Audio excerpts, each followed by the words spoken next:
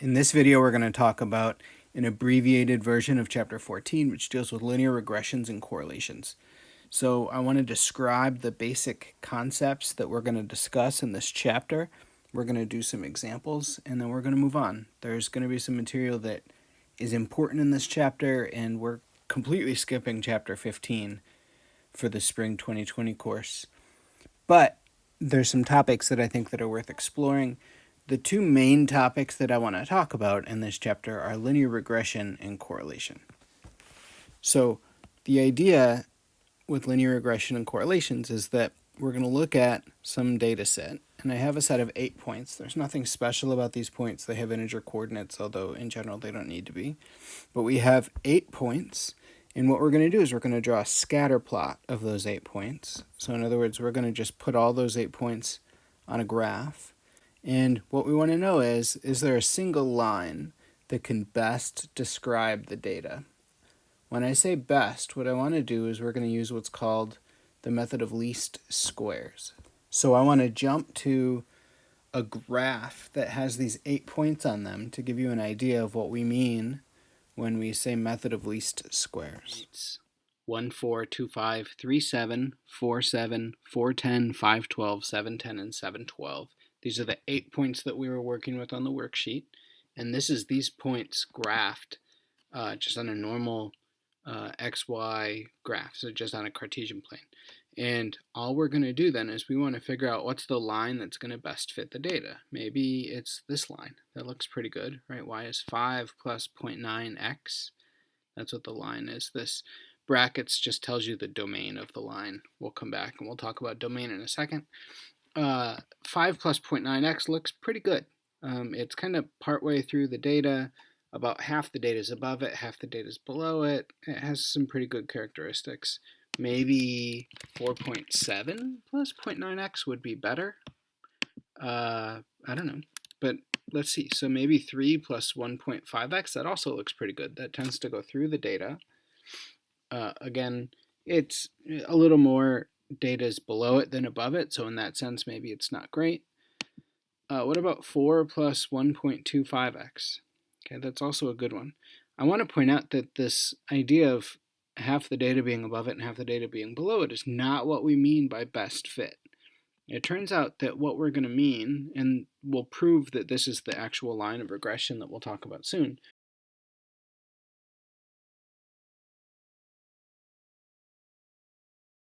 but what we mean by best fit is that if you were to look at the deviations of the data points from this line is going to be called the regression line. And if you were to look at the deviations of these points, that's how far they differ in the vertical direction. So in the vertical direction here. So if I pick this point, drop a line straight down, and measure that distance, that's going to be how much the data differs from the regression line. So if we put all of those values there, what we want to do is we want to minimize these values. And the way that we're going to minimize the values is that we're going to compute what these differences are, square them, add them up. That's the quantity that we want to minimize. So this is going to be called the method of least squares. So the method of least squares turns out to be a Calc 3 problem. This is something that I have my Calc 3 students do every time I teach Calc 3. And it turns out that we get a nice solution that we can just use. You don't need to know any calculus, let alone Calc 3 for this class, but it turns out that you get a nice solution, and you have the regression line y hat equals b naught plus b1x, where b1, the slope of the regression line, is given by this formula. So what you do is you add up the observed values, so this is xi, minus the mean of the data set x, times the y values, y sub I, minus the means of all the y values. So you take that product for each of the values, x1, y1, you get some number, and then x2, y2, you get another number. You add them all up until you're done. And then what you do is you divide by the sum, which is going to be the sum of the differences between the x values and the means. I want to point out that this quantity s sub xx is related. It's very close to the standard deviation, right? This is the exact quantity that you look at when you look at standard deviation. In fact, exactly what it is it's the variance, the standard deviation squared, times n minus 1. We'll make that precise a little later. At least you'll see a formula that involves that. Anyways, this is the formula for B1. B naught, B0, is then going to be just the means of y minus B1 times the means of x. And then our regression line that we're going to get is B naught plus B1x. So, for example, the data set that we have, the data set of those 8 points that we had above, gave us the first spot as our x value. So we had x equals 1, 2, 3, 4, 4, and so on. The second spot in those pairs are the y values. And then given our set of x values and y values, you can compute the means of the x's, the means of the y's. This tells you how to find s sub xx and s sub xy. I said that backwards, s sub xy and x sub xx. And then you can take the ratio of those two to get b1. And then once you have b1 and once you know the means, then you can compute b naught. And so I've kind of ran through all the numbers here, and it turns out that our regression line is going to be this line right here, y hat. Y hat, by the way, is the predictor variable, the predictor value, I should say. It's the value that's predicted by the regression. But our regression line is y hat equals 3.513 plus 1.48x, just rounding everything to 3 decimal places. And what we can do then with that predictor, with that linear regression, is we can kind of infer, we can make predictions about what's going to happen to some value that's not in our data.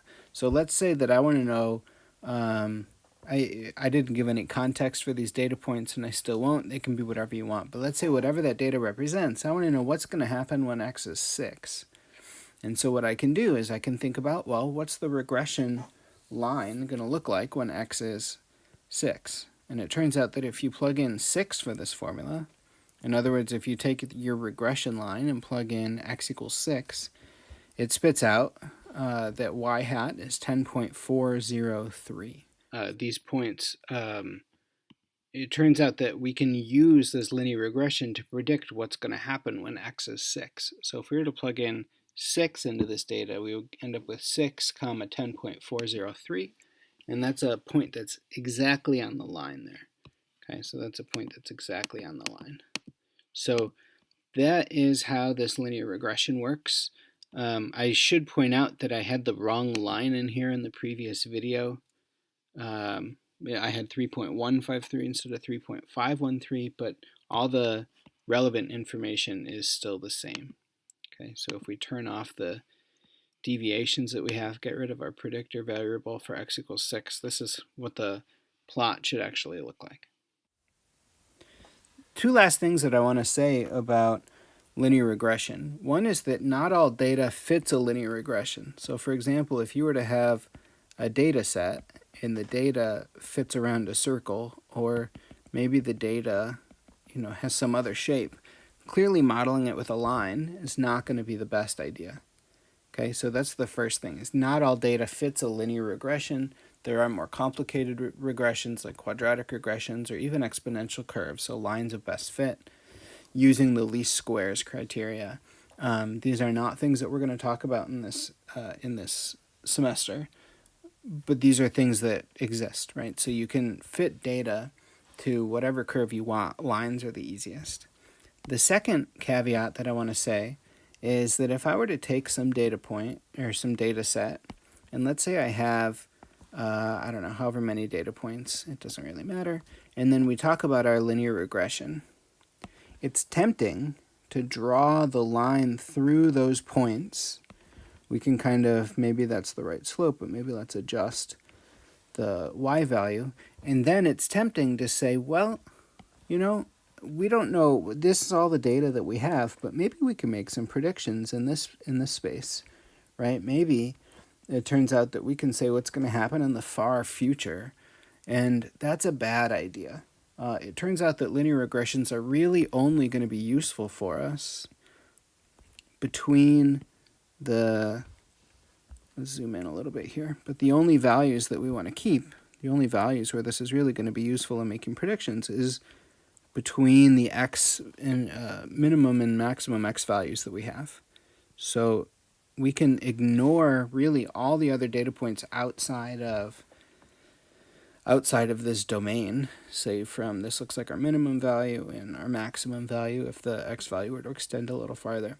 Any x value outside of that region, we should find another model. This isn't a good model to predict what's going to happen when x is, say, over here. Okay, so we need to be very careful about domain restrictions when we do linear regressions. All right. The next topic to talk about is what's called the correlation coefficient. And as we just discussed, not everything fits, not every data set should be fit to a line. And what we want to know is if we have a data set that's fit to a line, how good of a model is that? Okay, is it a very strong linear relationship? Maybe that means that all the data points all basically lie on the same line. Maybe it's a line with a positive slope or a line with a negative slope. Maybe it's a weak linear relationship, so there's some relationship between the x and y value. So if you have a larger x value, maybe you know that on average you have a larger y value. That's some information. Maybe there's no linear relationship. Maybe there's no way to predict what the y value should be based on the x value, right? So if you have just random data points, knowing the x value tells you nothing about the y value, right? There's just no relationship. And maybe there's nonlinear data sets. So maybe this is an example of, say, a quadratic. This kind of looks quadratic in its model. So anyways, let's assume that we have a data set where a linear regression is appropriate. What we want to do is we want to measure how good of a model is that linear regression. In other words, how strongly does that fit the data that we have? And the way that we can do this quantitatively is using what's called the correlation coefficient. This correlation coefficient is going to be called R. And before I tell you, well, R is always going to be a value between -1 and 1. If R is equal to 1, that tells you that basically all the data lies on the same line. It tells you exactly that all the data lies on the same line and that line has a positive slope. If R is -1, then all the data is on a line, but that line has a negative slope. So if R is positive, the line has a positive slope. If R is negative, the line has a negative slope. R is always going to be between -1 and 1.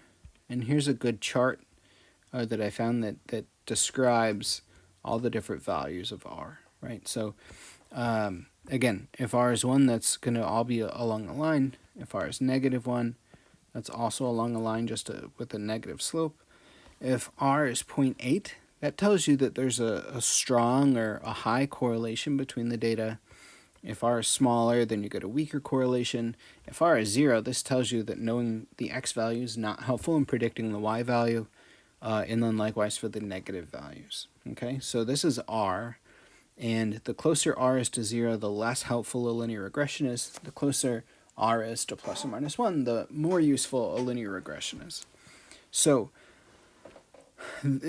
now comes the usual caveat that correlation does not necessarily imply causation. Okay, and I love this comic from the comic strip XK. I think it's XKCD. I think it's XKCD, not XCKD. I'll have to fix that. That's a funny little typo. Anyways, so I love this comic strip, and I'll let you look that over. But now that we have a good intuitive understanding of what R is and what it means, now we can talk about a formula. So I'm going to let little s sub x and little s sub y be the standard deviations of the data sets for x and y. And again, here's the relationship between the standard deviations in these quantities s sub x and s sub xx and s sub yy. S sub yy, just by the way, is defined similarly as s sub xx, and I define it, I actually write it out below, so there's a context that it comes up in on page 3. Anyways, so what we can do with this formula for the correlation coefficient is let's take our data set that we have, which is those 8 points, 1, 4, 2, 5, and so on, all the way to 7, 12, and we can compute the different quantities. So in our example above, we computed s sub xy to be 37.75.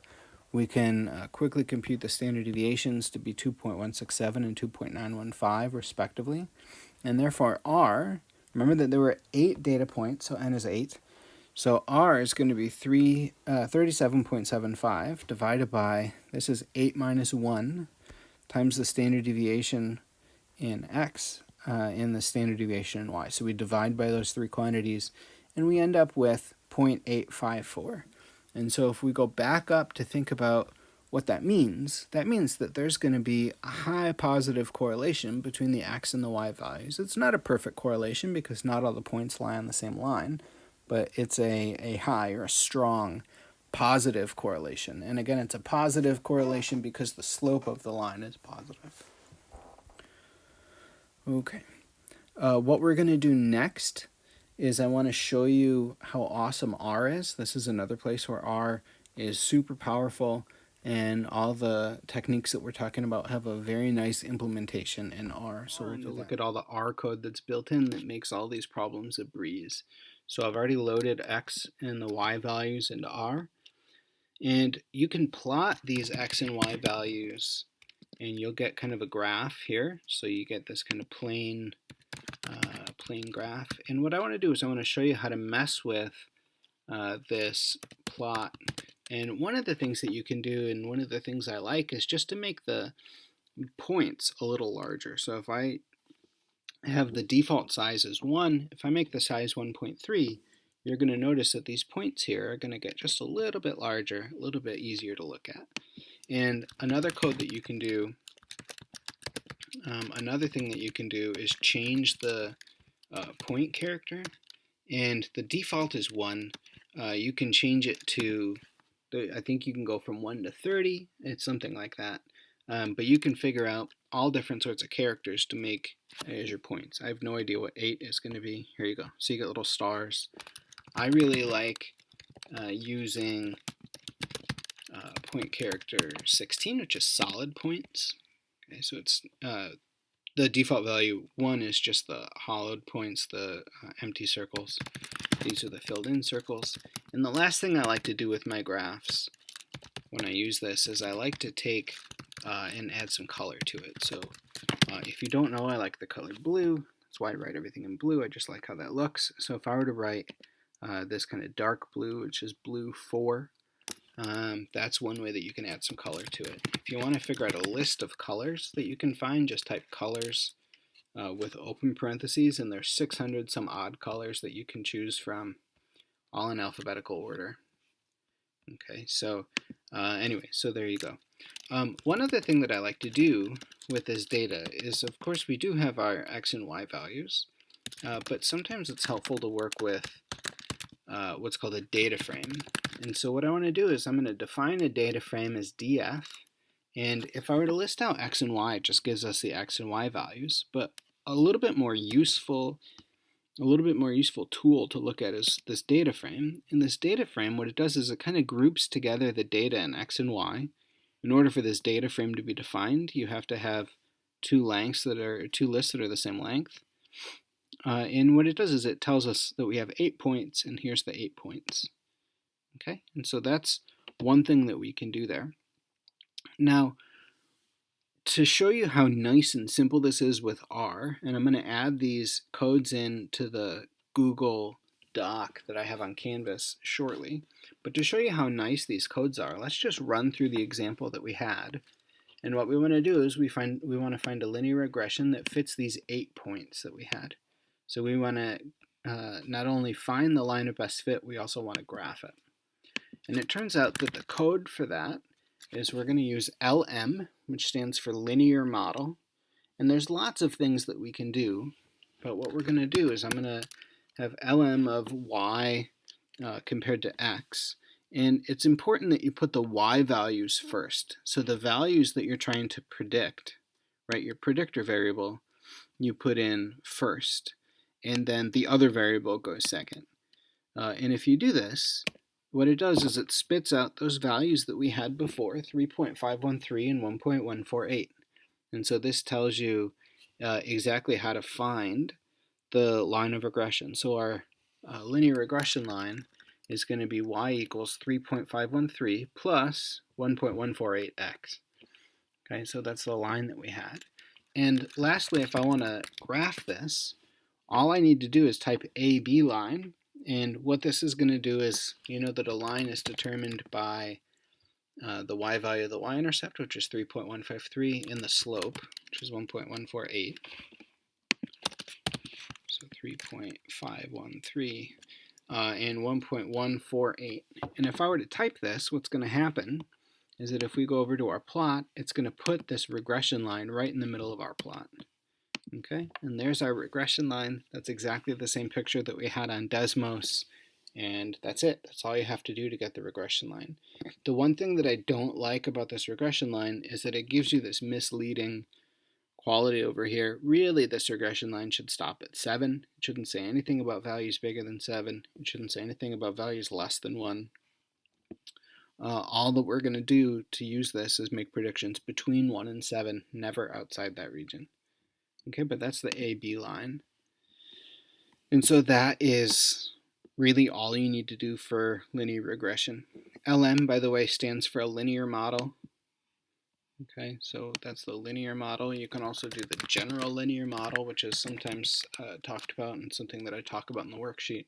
This gives you a little bit more information about stuff that we did not get to talk about. Okay, so chapter 15 has to do with analysis of residuals, and you get into some of these concepts, but LM is good enough for us, so that's the code that I'm going to put on our Google Doc. All right, the last thing that I wanted to talk to you about was the correlation coefficient, and that also has a very nice, straightforward formula. It's literally just COR, all lowercase. You're comparing X and Y, and you get out 0.8535 or 0.854, okay, whatever our value was that we had on the worksheet. That's where I got this value from. You can do it by hand just as easily, okay, but everything here is right there, just in that COR function. And if you wanted to get the correlation coefficient squared, it's as simple as you think, right? You just take the correlation coefficient, you square it. That's your R squared, which relates to that. R squared is a formula that comes up again on that third page of the worksheet. Okay, and I was not going to talk about the third page of the worksheet. It's just there for you to view. It's optional material. Okay, but that's it.